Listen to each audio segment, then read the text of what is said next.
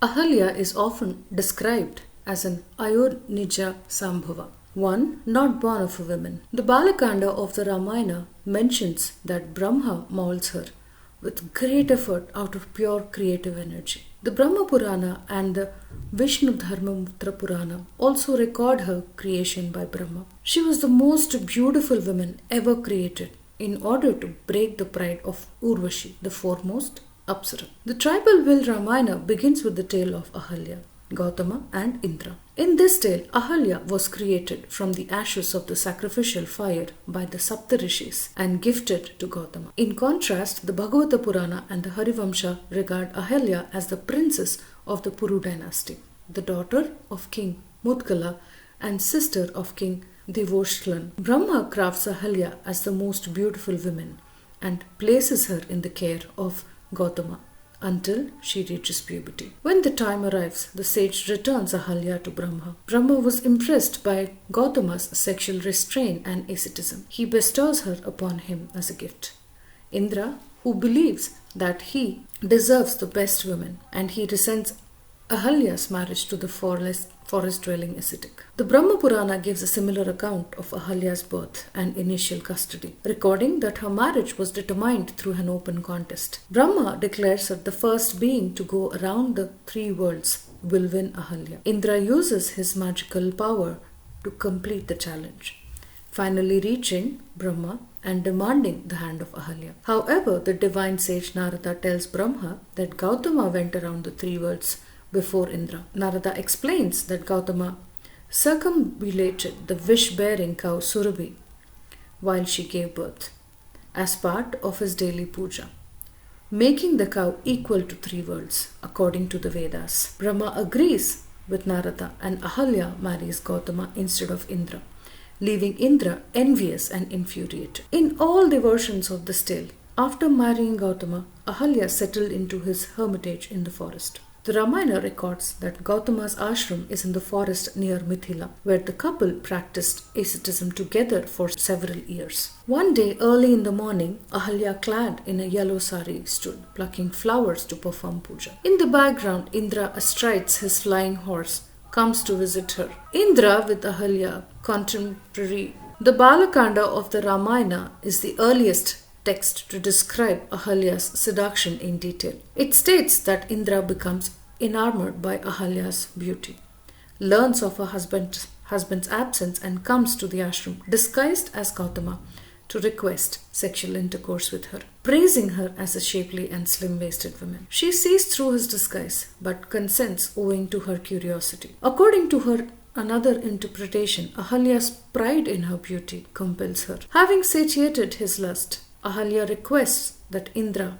and the best of gods flee and protect themselves from Gautama's wrath. Although the Balakanda mentions that Ahalya consciously commits adultery, the Uttarakanda of the Ramayana and the Puranas absolve her as all guilt. The Uttarakanda recasts the tale of as Ahalya was molested by Indra. In one allusion of Mahabharata, King Nahusa reminds Brihaspati about Indra's guru, how Indra violated and renounced Rishipatni. The Padma Purana states that after Gautama leaves for his ritual bath, Indra masquerades as Gautama and asks Ahalya to satisfy him. Ahalya, engrossed in worship, rejects him, considering it inappropriate to have any kind of physical contact at the cost of neglecting the gods. Indra constantly keeps reminding her that her first duty is to serve him as her husband as a god. Finally, Ahalya gives in, but Gautama learns of Indra's deception through his supernatural powers and returns to the ashram. At times, Indra takes the form of a cock that crows to dispatch Gautama for his morning ablutions. In other version, though initially deluded by Indra's disguise, Ahalya eventually recognizes the impersonator. Ahalya smelled Indra's celestial fragrance and realizes her folly as she embraces him, and so forth. Threatening Indra with a curse, she compels him to reveal his true identity. Here, Ahalya agreed to have physical contact with the disguised Indra because she has long been craving affection from her aesthetic husband. In one of the major Telugu renditions, Ahalya is depicted as a romantic adulteress. When Brahma created Ahalya as the most beautiful being, She fell in love with Indra and longs for him. But Brahma grants her to Gautama. After Ahalya's marriage, Indra too craves for her. He frequently visited her and flirted with her in Gautama's absence. At one point, Ahalya received a visit from Indra's female messenger, who proceeds to mock husbands to avoid physical contact by saying that it is not the right day for pleasure. Ahalya protests, maintaining that she imagines Gautama to be Indra as she share intimate moments and that a woman should be a stone, forging all thoughts of sexual gratification. That night, when Ahalya longs for conjugal bliss, Gautama refuses her, saying that she is not in her fertile period. Agitated and frustrated, she wished that Indra was there to satisfy her.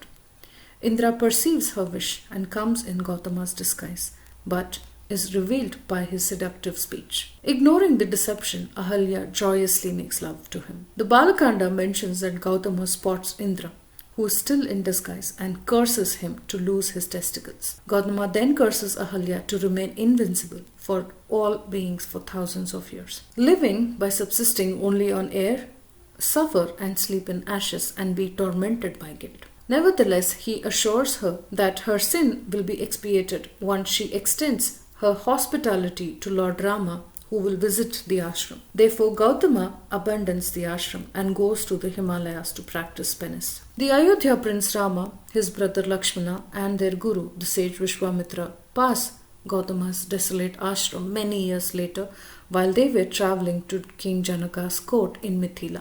As they near the ashram, Vishwamitra recounts the tale of Ahalya's curse and instructs Rama to save Ahalya. Although Ahalya is cursed, Vishwamitra nevertheless describes her as goddess, like an illustrious woman, repeatedly calling her Mahabhaga, a Sanskrit compound, Maha and Bhaga, translated as the most illustrious and highly distinguished one. Following Vishwamitra, the princess entered the ashram to see Ahalya, who, up till then, had been hidden from the universe. Ahalya is described as glowing from the intensity of her ascetic devotion, but hidden from the world like the sun obscured by dark clouds, like the light of a full moon hidden by mists of gleaming flames, masked by smoke. Under the direction of his guru, Rama considers Ahalya pure and unblemished, and accompanied by Lakshmana, gives her obeisance by touching her feet, an act that restores her social status. She greets them, recalling Gautama's words that Rama would be her redeemer. Ahalya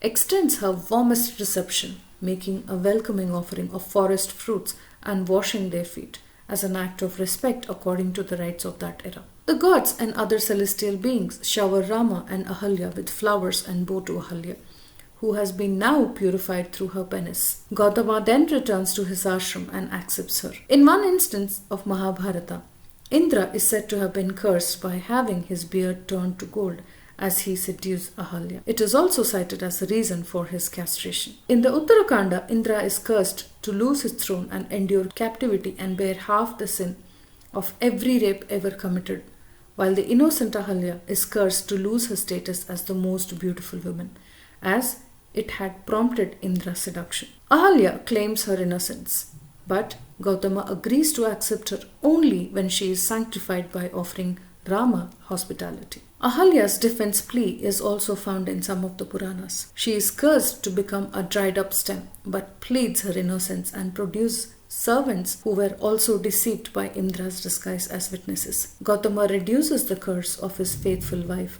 and she is redeemed when she joins the Gautama river as a stream. Indra is cursed to carry his shame in the form of 1,000 vulvae on his body, but the vulvae turns into eyes as he burst in the Gautami river.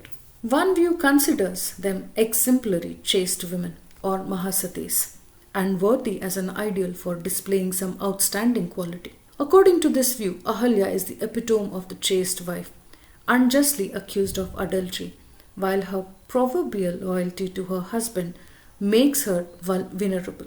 Ahalya is often regarded as the leader of the Panchakanya due to the nobility of her character, her extraordinary beauty, and the fact of her being chronologically the first Kanya. In the Devi Bhagavata Purana, Ahalya is included in the list of secondary goddesses who are auspicious, glorious, and much praiseworthy, alongside Tara and Mandotri, as well as some of the Panchasatis.